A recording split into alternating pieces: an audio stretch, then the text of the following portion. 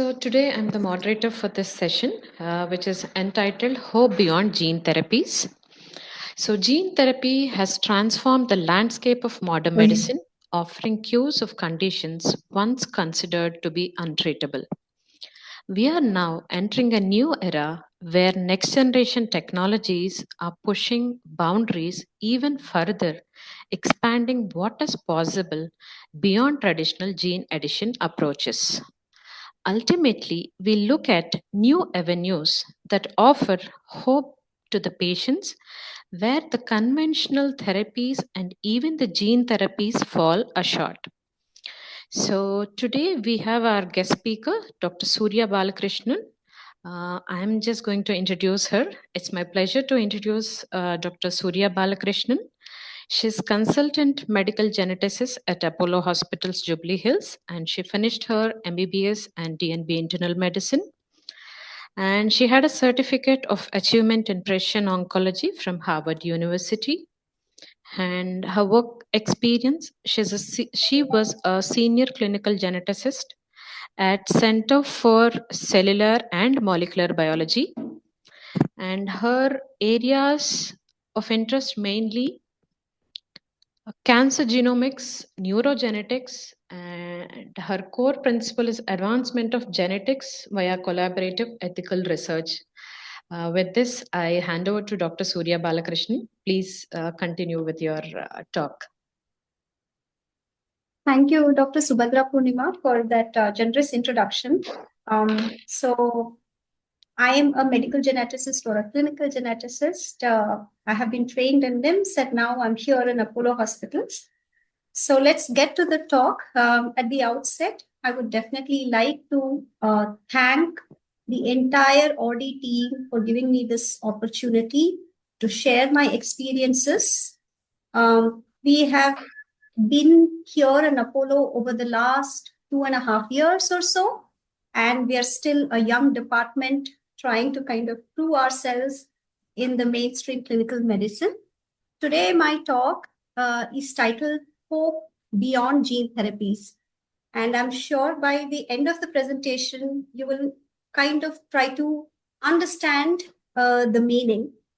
I'm sure many of you have had similar experiences, which I'm about to show. And any sort of comments, suggestions will be warmly welcomed. So let's get started. So I'll be discussing a few cases in the beginning in order to drive a certain points. And these are illustrative cases that I have seen, and it has been really fulfilling. And at the same time,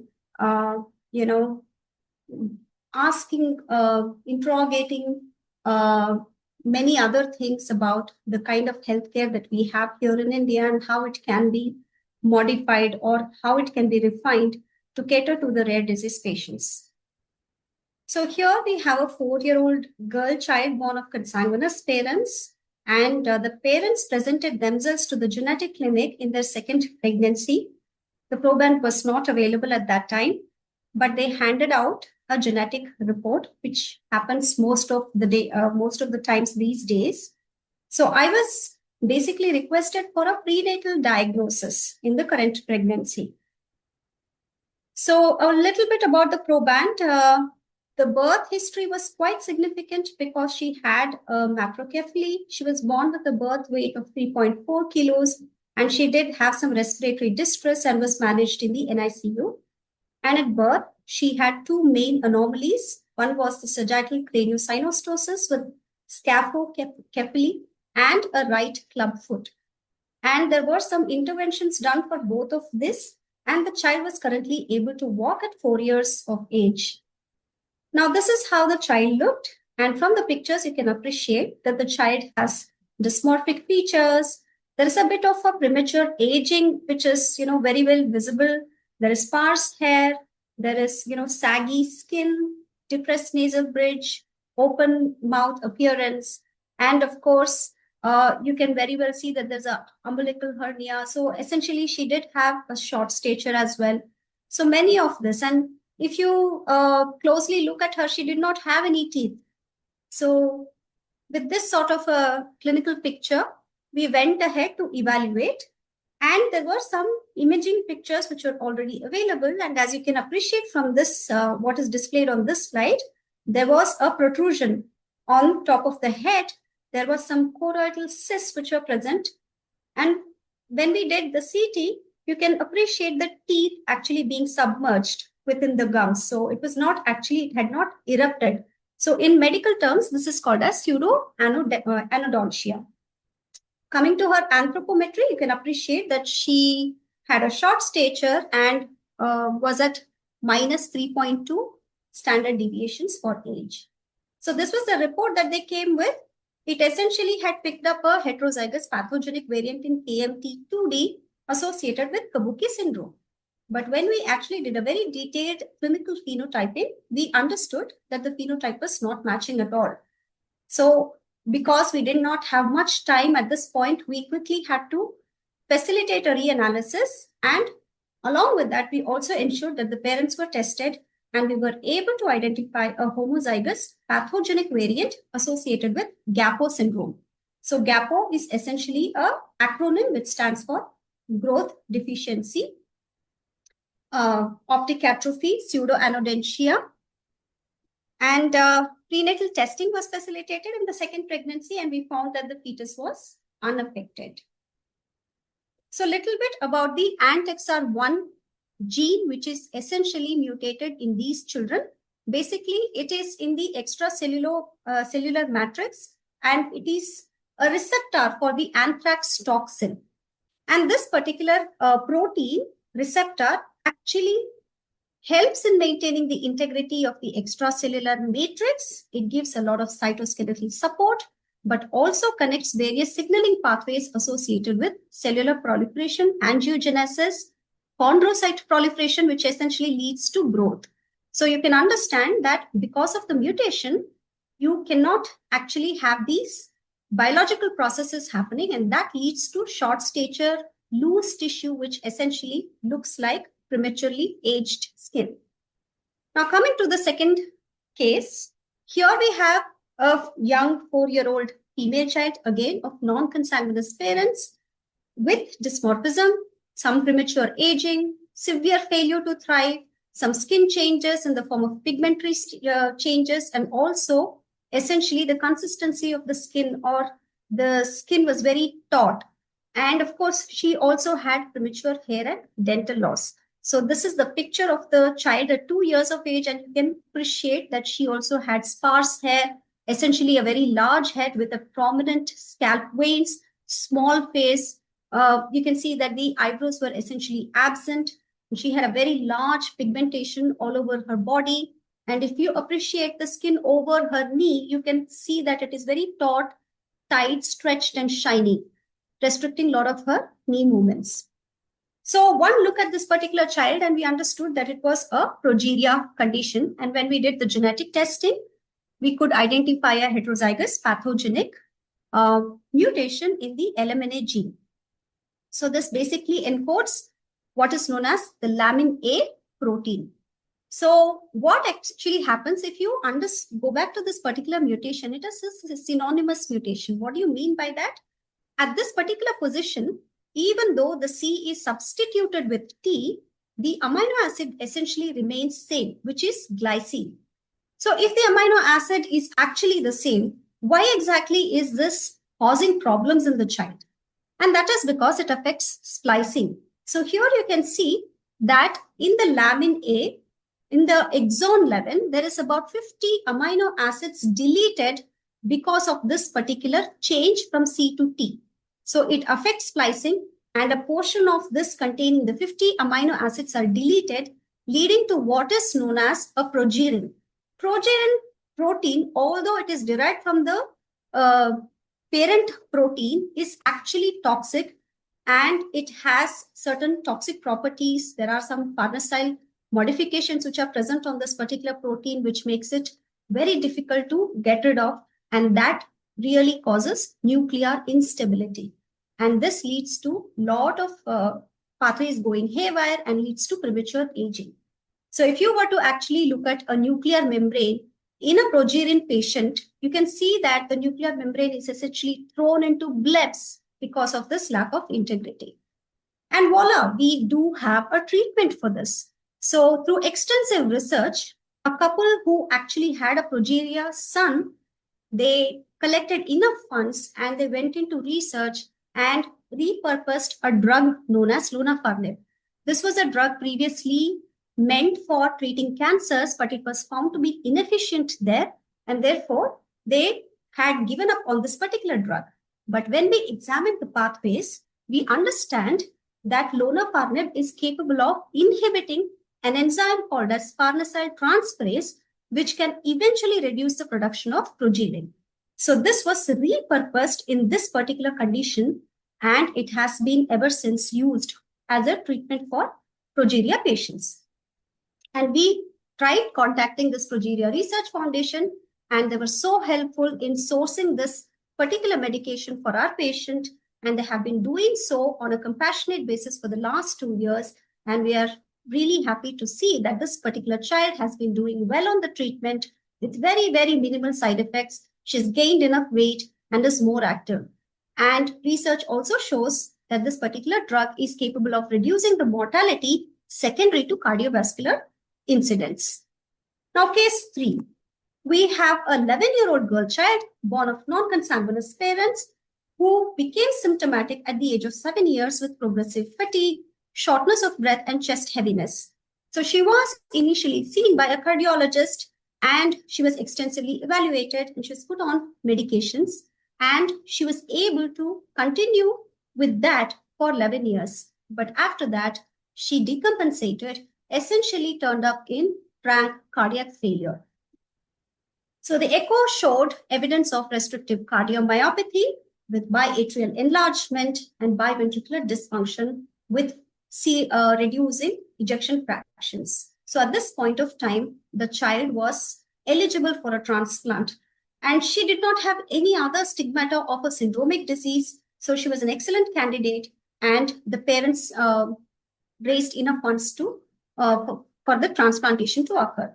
Meanwhile, I was called in, and then we did a genetic testing, and we were surprised to see a heterozygous pathogenic variant in troponin I, which is associated with familial restrictive cardiomyopathy. The child has undergone a successful cardiac transplant and continues to do well. So troponin I, as you all know, is very specific to the heart tissue. This is the same protein that we measure in the serum of patients who have had a cardiac event, mainly because if there is an MI, there is a cardiac damage, which actually releases this troponin I into the blood circulation, which is then detectable through either your dipstick or other means of measuring. So troponin I is very specific to cardiac muscle. Now the essentially the abnormal heart has been replaced with a healthy heart. So in this particular case, it has turned out to be curative. Case 4. We have a 4-year-old child born of consanguineous parents who had history of frequent passage of urinary stones and recurrent fever starting from infancy. And here, this particular child, the ultrasound had revealed bilateral echogenic kidneys suggestive of nephrolithiasis as well, but his renal functions were essentially preserved. So he came with a genetic testing report which had picked up a homozygous mutation in the AGXT gene, which is associated with type 1 primary hyperoxaluria. So the patient was immediately started on all the possible supportive measures, which actually improves the excretion of oxalate and also reduces the formation of stones. So that includes a low oxalate vegetarian diet, cofactors like pyridoxine and potassium citrate, which essentially makes it soluble so that it can be freely excreted in the urine. And parents simultaneously also raised funds for a preemptive liver transplantation because in these patients, it is known to be curative. Now, this particular child's genetic test also revealed an incidental carrier state for beta thalassemia. So the transplant team was worried as to what the implications might be, and then they referred the patient to the genetic clinic.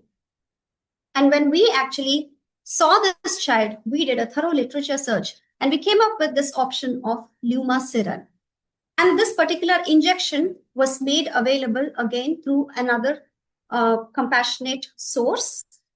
And this patient has been completely on this particular injection for the last 1.5 years. And we have been successful in averting an expensive and morbid procedure. This particular drug is very, very efficacious, and more research have shown that in patients who have been started on lumasiran, there is an excellent response. And it doesn't matter what age, what severity, and whether the patient is on dialysis or not. So it's an excellent drug that has come to the rescue of this particular child. And we are more than happy that we could source this particular treatment for him. So what exactly does lumasiran do? Basically, this AGXT enzyme is the one which helps in disposing this glyoxylate. But in its absence, there is excessive glyoxylate, which then forms the oxalate and leads to systemic oxalosis and more often affecting the kidneys. Now, lumasiran, it inhibits an enzyme called as glycolate oxidase and prevents this glyoxylate formation, thereby reducing the risk of systemic oxalosis. And it is an injectable form, but it is given subcutaneously, just like the insulin injection. And after the first 3 months, it is essentially on maintenance dose once in 3 months. So it is absolutely easy giving this particular injection and maintaining the patients on this therapy. So next, we have 2 similar cases. There are 2 women who came with very non-specific symptoms like easy fatigability, muscle cramps, difficulty in mobilization. And as you can see, there's no other similarly affected family members. And this has been going on for the last 10 years. The weight bearing came down. There was also some report of hearing loss, and there was severe muscle cramps and also pain in the lower back. So CNS examination did reveal a little bit of an atypical Gowers sign with bilateral calf hypertrophy. There was some reduced power, and PTH was elevated. Incidentally, this was actually evaluated by the orthopedician whom they consulted first. So slightly elevated, and the other things were essentially normal. And genetic testing revealed 2 variants, one associated with the limb-girdle muscular dystrophy 23, which is late onset, a very indolent form of LGMD. Then we had another variant in the PEX gene associated with hypophosphatemic rickets 3. So now you can understand that there are 2 conditions simultaneously acting, but maybe one of them are actually causing the predominant symptoms in the patient and really incapacitating her. So with both the options available, we had some sort of a treatment for the PEX-associated hypophosphatemic rickets. We started her on phosphate supplements along with vitamin D, and there was dramatic improvement in the symptoms. So this is something that we could do for the patient. And of course, we did put her on the regular physiotherapy as well. And like I said, the second case is again of a 46-year-old who was born of consanguineous parents. She also did have some non-specific symptoms like easy fatigability, difficult mobilization, and in one of the family functions, she nearly fainted. And she did complain of some paresthesias, and she was hypertensive. There was no other comorbidities. Muscle power was definitely reduced. CPK was elevated. EMG was suggestive of myopathic changes. And by the time she had come to me, she already had a muscle biopsy report, which was suggestive of vacuolar myopathy. And the genetic testing revealed a metabolic genetic condition called as multiple acyl-CoA dehydrogenase deficiency type 3. And this particular EFDH is an enzyme which is essentially part of the respiratory chain complex. And there was a dramatic improvement in symptoms with riboflavin. Riboflavin is essentially a cofactor for this particular enzyme. So although we could not really correct the mutation at the enzyme level, we could still, activate the residual enzyme and, control the symptoms. So this was, again, a very good therapy that was available for this patient. And it is known to work in the late onset type of MADD condition. So this is how it works. There is a mitochondria, and you have all sorts of respiratory chain complexes, among one of which is the ETFDH. And you can see that riboflavin, that is your B2, kind of acts as a cofactor. So very high doses of this B2 along with some CoQ10 and carnitine can really help these patients with late onset symptoms. So now this is where I want to address certain things. So this is a pyramid for the treatment of rare disorders. This is something that I have conjured up. It's not available in the publication, but this is very logical. So imagine this, all the available treatments that are present for rare diseases to be in the form of a pyramid. At the bottom of this pyramid, you will have preventive services, which are essentially available for everyone. So you can reach out to a large population and they can be benefited from all these preventive and screening measures. Then we have certain symptomatic treatments, some dietary treatments, which do help quite a large number of people. And then there are some cases of rare disease which are amenable for transplantation, and fewer people are eligible for precision therapies, and very few for ERT. And of course, the top of the pyramid is the gene therapy. Now, there are some truths to this. So your ability to deliver certain treatments are maximum when you look at the level of the preventive services. So if you were to start from the base and move up the pyramid, you can see that the costs are tremendously increasing. And on the other hand, when you look at the accessibility, the accessibility for large number of the treatments are actually present when you move down the pyramid. So this is a simple truth which is out there. We all understand, but it has been essentially put in the form of a pyramid for easy understanding. Now, all of us are waiting for gene therapies. I mean, I can understand the excitement around this particular field because we are witnessing a whole range of transformative, insightful treatments. There are all sorts of theories that are possible, and we are waiting with bated breath for these therapies to arrive and knock on our doorsteps so that all the patients can be given these treatments. And this is what it looks like in our minds, right?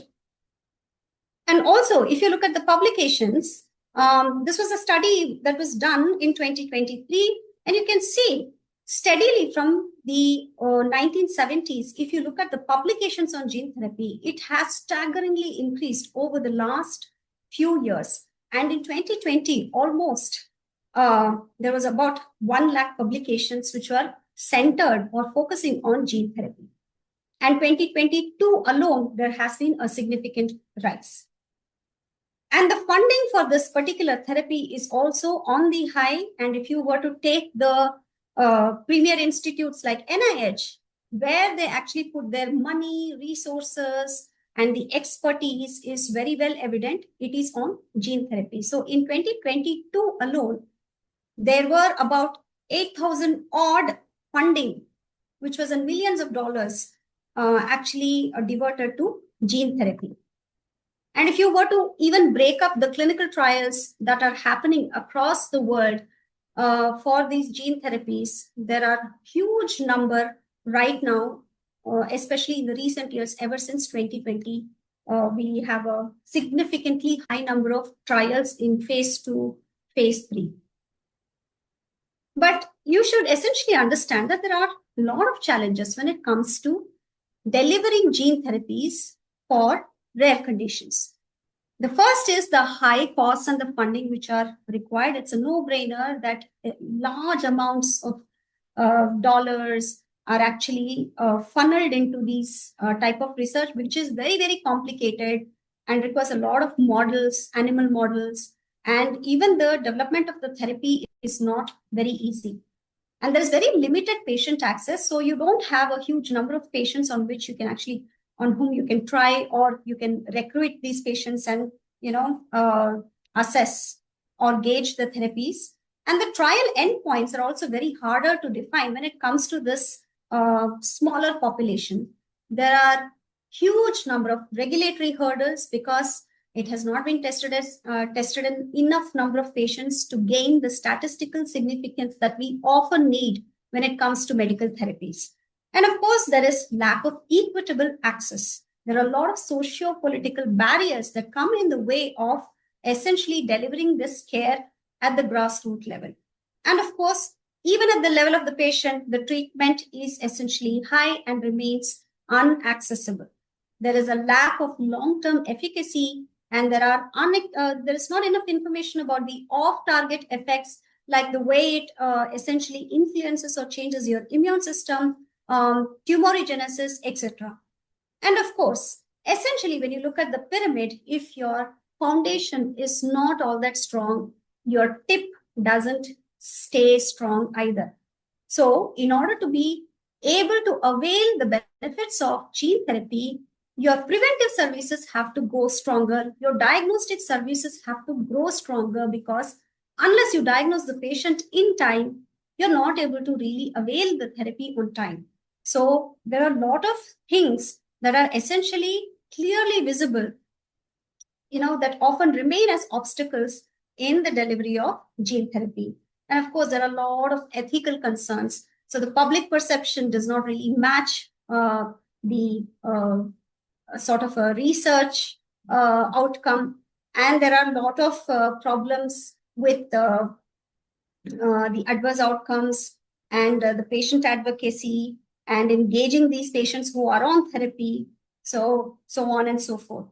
So essentially, the reality looks something like this. So it is basically an isolated venture that most of these premier institutes indulge in, funding millions of dollars into these therapies, and many of them actually never even see the light of the day. It's only few of the therapies that make it out there, and even when they are really successful, they are basically targeted only to a very, very small population. So it is essentially a golden theory bound by earthly chains. Instead, we should be focusing on the real solutions for the rare disease, where our money can really make and bring in a lot of transformation and changes for patients and their families. And that starts with access to the correct information. As you all know, genetic testing is no longer rare. Most of the patients are actually having the report by the time they even present to your clinic. But are we delivering the right information? Are we screening all the eligible members? Are we advocating prenatal diagnosis where it is required? Are we essentially following them up to see whether they're actually translating their knowledge into practical solution? So all these barriers remain. And of course, we also have many, many other ways to actually help these families. Some of them can be as simple as changing the diet. Some of them can be redirected towards potential minor surgeries. Some of them can be amenable to transplantation, where it essentially cures the disease. Some of them are essentially channeled into the prenatal diagnosis. Some of them can actually be given some cofactors in order to improve the symptoms. So essentially, there are many, many ways in which these patient families can be helped. And I cannot emphasize anymore on these aspects, which have essentially taken a backseat in our healthcare system. So I feel that we have a primary responsibility of strengthening these measures before we go on a unicorn chase to different gene therapies. And this is the tree that we want actually blossoming and eventually turning into a forest, so that our patients, no matter with what condition they have, they essentially feel protected and cared for. So there are certain truths that keep dawning on each one of us in our practice hours and outside of it, that despite newer treatments, newer machines, latest techniques, artificial intelligence, the same human problems prevail. So they do not change unless we look at a different dimension. So what are these truths? The disease itself may be rare, but the human experiences are essentially same across any sort of disease or suffering. And most problems, most of these rare conditions can be identified with simple history taking, a very detailed clinical examination, and going through patiently whatever has already been done. So we have to show the intent when we examine these patients, and a way will eventually appear.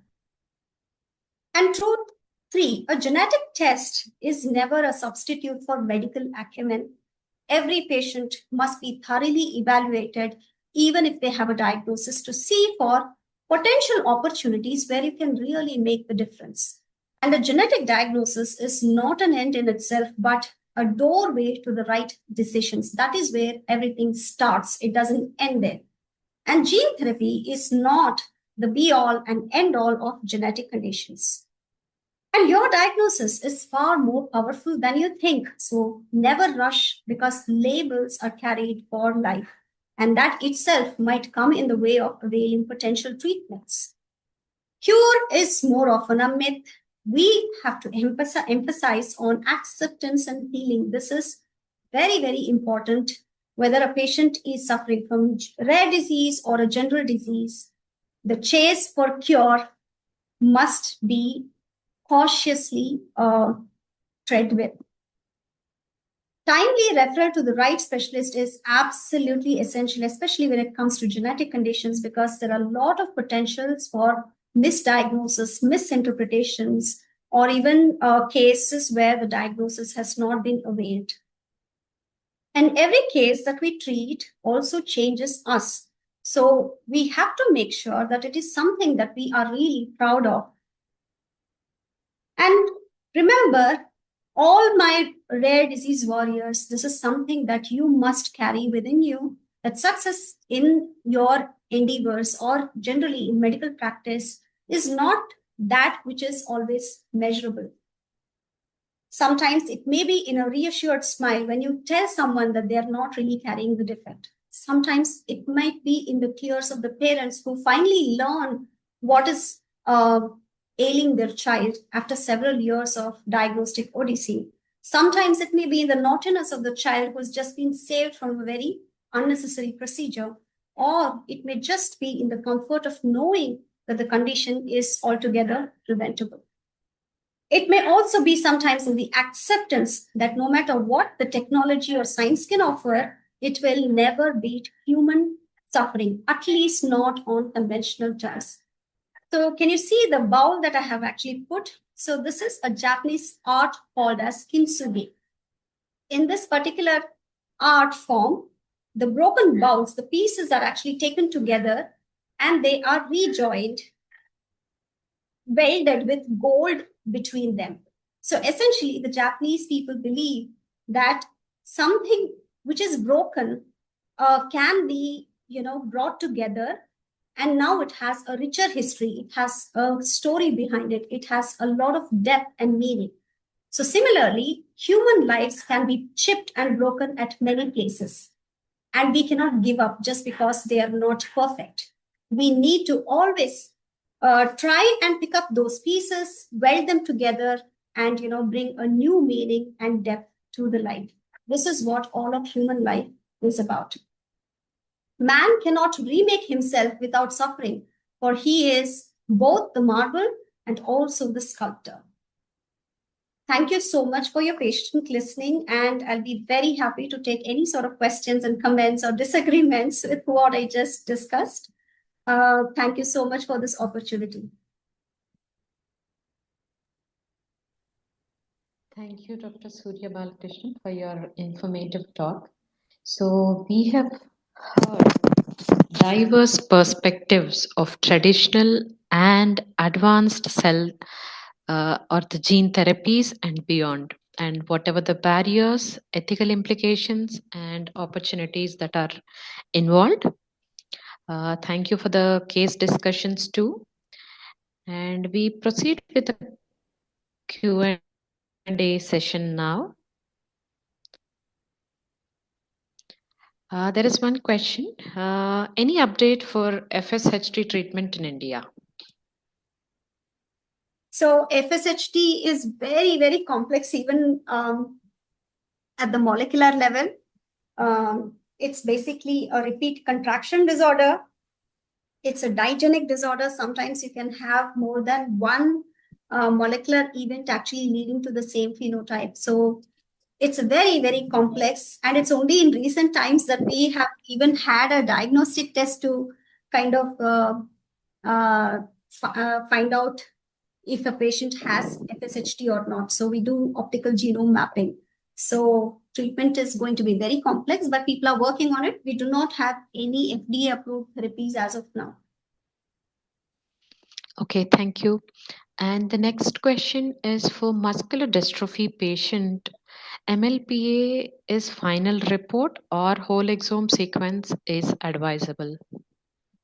So when you say muscular dystrophy, you have to be very specific because there's a whole lot of muscular dystrophy. Even FSHD is a type of muscular dystrophy. Right. Limb girdle muscular dystrophy is also another type of muscular dystrophy. So essentially, you're addressing a group of disorders when you say muscular dystrophy. If you're referring to Duchenne muscular dystrophy, basically it is two types of mutation actually characterize much of the affected population. So in 70% of the cases, it is a copy number variation, which is nothing but either the deletion or the duplications which are present in the gene. And that is why MLPA is the first test that has to be logically done in these patients. But there are certain patients, about 30 to 40% of the patients, who do not have the deletions or the duplications, but it can essentially be a sequence variant. And that is why we may have to go for a sequence-based testing in those patients who are MLPA negative. Right. Hope you got the answer, Hardik. And I just want to ask you one thing.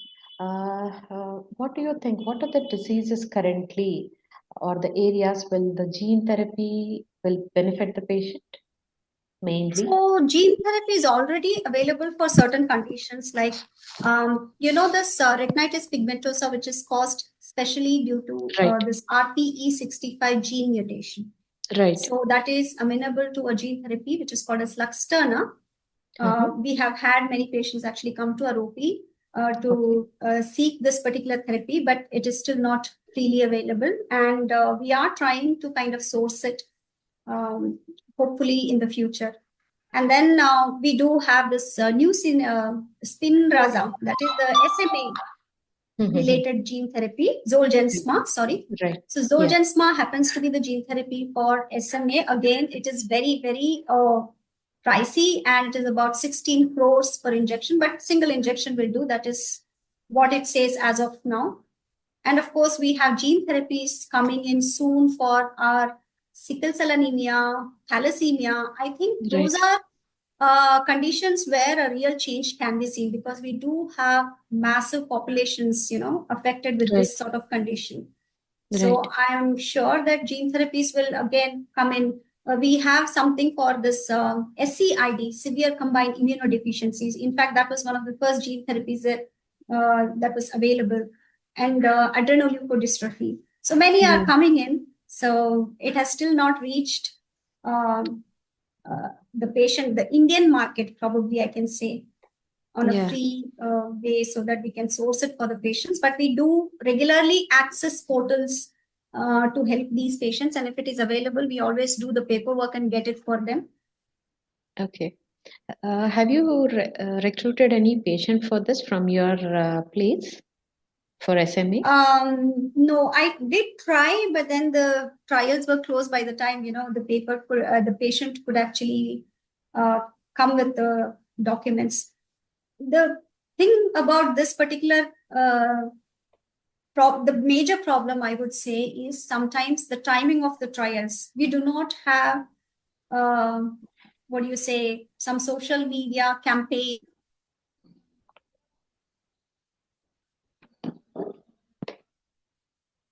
Hello?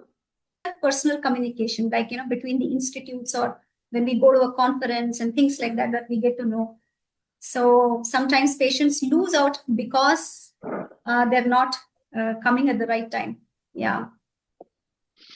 I think we should take the help of ORDI to maintain some information of this sort to help our patient fraternity. Correct. And I also see some sort of a skewing, because most of these sort of trials, they happen not in the government institutions, but somehow the corporates are left out of it. Sure, so, right. Although we are very interested in helping our patients, we are not always, most preferred candidates to take on Right. this responsibility. Exactly. So we lose Exactly. out. Yeah. There is one more question, Dr. Surya. The Yeah. impact of Lona phonib in life expectancy. Mm-hmm. And they're asking usually by how many years so far we have seen the Mm-hmm. life expectancy of the patients increasing. Mm. So we do not have this particular conclusions from Indian cohort, but Mhm. this is basically from the Progeria Foundation. So whatever information we have on this particular condition and life expectancy and the outcomes are from this particular foundation, they Right. essentially recruit patients from all over the world and they try to kind of, give these patients treatment, right? So they Okay. have very good data on this. And Mhm. as far as my knowledge goes, I'm sure that one person has already, he's close to 30 and he's been Okay. doing well on this treatment. Acha. In the absence of this treatment, essentially children develop a lot of atherosclerotic or cardiac dysfunctions and they essentially die within the age of 15 years. Okay. There is one more question. Genetic tests would be more advisable if the patient is having positive MLPA, as currently DMT and BMT are both mentioned in MLPA report. How do you perfectly go ahead before this one? They are asking. Okay. So let me just, remind a story, or an anecdote. So when we were training as medical students, right? Yeah. So our doctor would actually, show the stethoscope in front of us and they would ask what is the most important part of the stethoscope was. And we would Right. all say, shout one after the other, saying it's the diaphragm. Some would say the earpiece. Some would say it's the connecting wire and everything. But Yeah. in the end, the professor would say that it's what goes between the earpieces, which means essentially your head, Right. right? True. So earpieces and the instrument or the tool is not of any use unless your brain is actually able to synthesize and do all the analysis and intelligent thinking. So essentially, the same applies for genetic testing as well.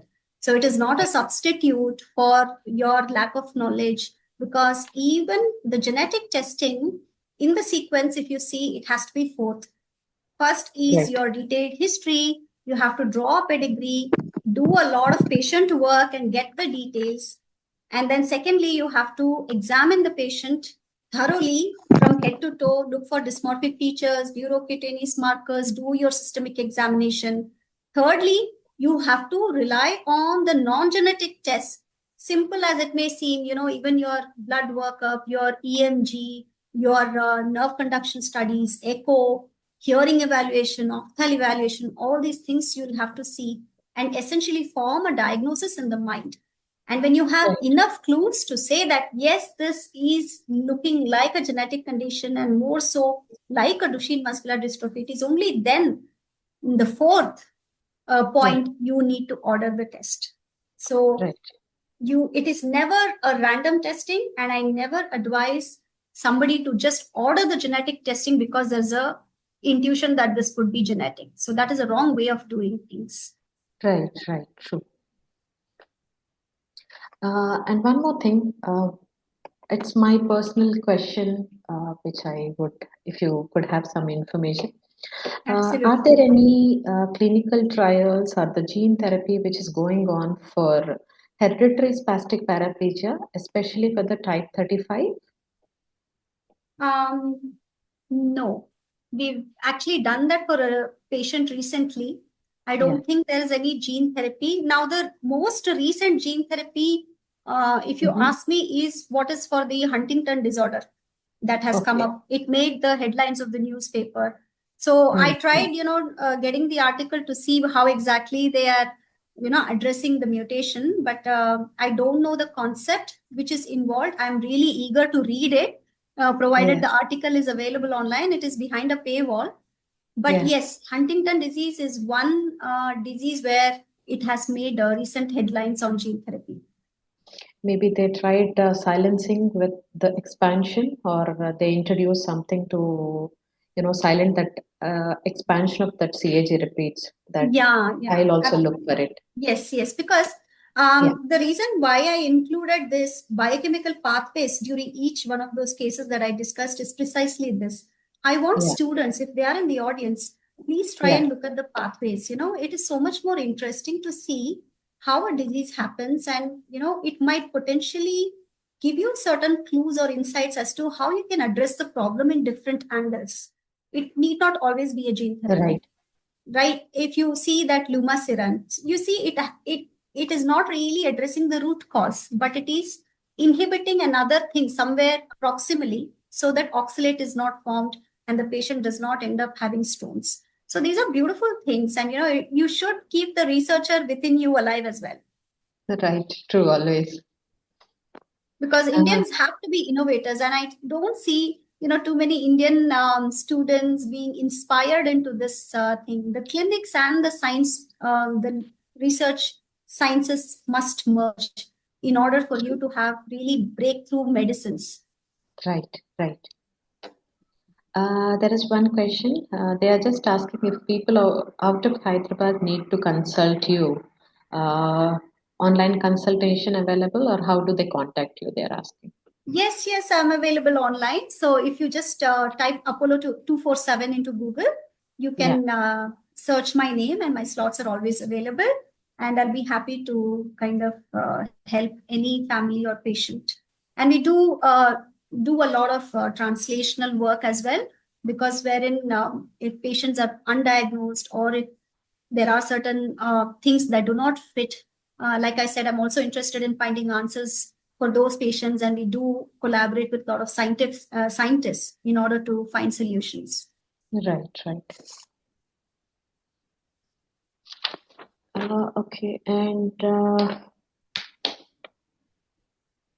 uh, just out of curiosity, and what do you feel at this? Please go Like, ahead. Please go ahead. so what does the field look like in the next 10 years, especially with this sort of gene therapy, like RNA Mhm. editing and the cell therapy, everything, I especially with context to our rare genetic disorders? okay. Yeah. To tell you frankly, I have thought about this, Yeah. but my emotion is mixed, both excited as well as scared. you know because I think lot of, like I said in my presentation, Yeah. whatever the technology is, unless the Mhm. humans controlling this technology are with good intentions, we can see it being exploited, people being Mhm. manipulated. Mhm. So I'm a little worried for that, and especially with artificial intelligence empowering all sorts of things. It doesn't differentiate, right? Right, So you exactly. give the command and it does it. Yeah. So I really hope, if you've seen the latest James Bond movie, Yeah. where they show that Mhm. somebody is targeted. Okay, this is Mhm. targeted killing. The gene sequences of that person is coded into that tool, and it Okay. precisely goes to that person and kills him.